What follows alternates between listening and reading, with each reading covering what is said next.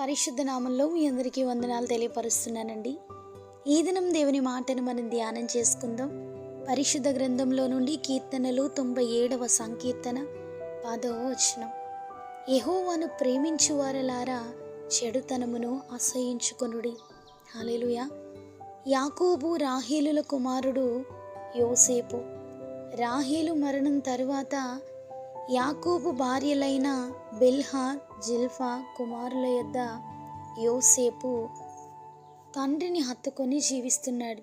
యోసేపు 17 ఏండ్ల వాడై తన సహోదరులతో కూడా మందను మేపుచు వారి చెడుతనమును గూర్చిన సమాచారము వారి తండ్రి యొద్దకు తెచ్చుచుండువాడు అని పరిశుద్ధ గ్రంథం సెలవిస్తుంది.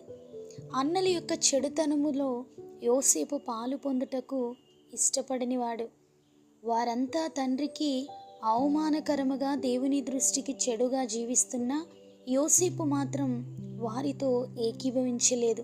చెడుతనమును అసహ్యించుకుంటూ యోసేపు దేవునికి దగ్గరగా జీవిస్తున్నాడు. దేవుడు యోసేపుకు తోడైనారు.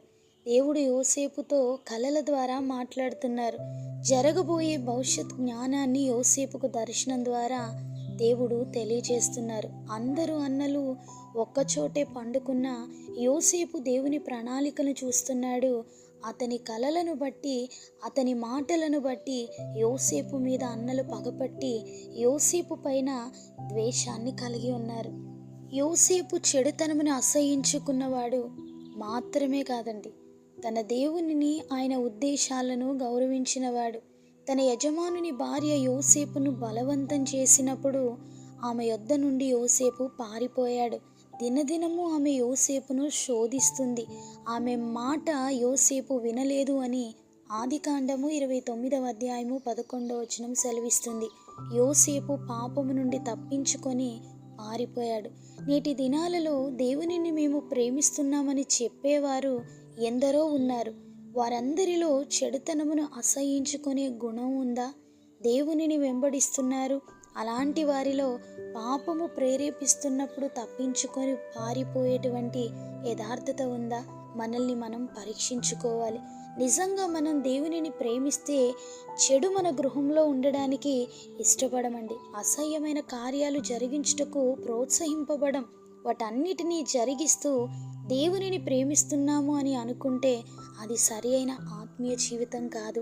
అసహ్యించుకునే వాటిని అసహ్యించుకోనాలి, విడిచిపెట్టవలసిన వాటిని విడిచిపెట్టాలి. అలా ఎవరైతే దేవుని నీతిని కోరుకుంటారో అలాంటి వారిని ఆ దేవుడు ఉన్నతమైనటువంటి స్థితిలో స్థిరపరుస్తారు. యోసేపు కలిగినటువంటి ఆధిక్యత, శ్రమల గుండా యోసేపు యొక్క ప్రయాణము సమస్తము దేవునికి తెలుసు. మన జీవితంలో కూడా మనము నడిచే చెడు మార్గము దేవునికి తెలుసు. మనం జీవించే యథార్థమైన జీవితం కూడా దేవునికి తెలుసు. యోసేపును చూసినప్పుడు తనలో ఉన్న యథార్థత, తన దేవునికి పాపం అంటే ఇష్టం లేదు అనే అవగాహన యోసేపు కలిగి ఉండి తన దేవునికి నచ్చినట్లుగా జీవించాలని ఎన్నో శ్రమలను పొందాడు. ఎన్నో పరిస్థితుల్లో చిక్కబడి దుఃఖించాడు. కన్నీటితో ప్రభు సన్నిధిలో నిలబడగలిగాడు. ఈ దినాన్న మనతో మాట్లాడుతున్న ఈ మాటను బట్టి ప్రభుని ప్రేమించేవారు చెడుతనాన్ని అసహ్యించుకోవాలండి. పాపం చేస్తూ దేవునితో కొనసాగించబడేవారు పాపము ఎవరికీ తెలీదు అని ప్రభుని హత్తుకుంటున్నట్టుగా అనేకుల మధ్య సాక్ష్యాన్ని పొందాలనే వేషధారణ జీవితం, అది మన జీవితాలకు చాలా ప్రమాదం.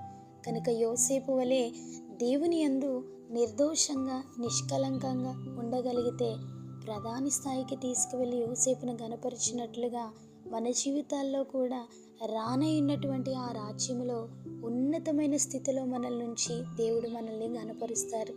ఆ దేవుని యొక్క కృప మనందరికీ తోడయుండి మనల్ని నడిపించునుగాక. ఆమేన్.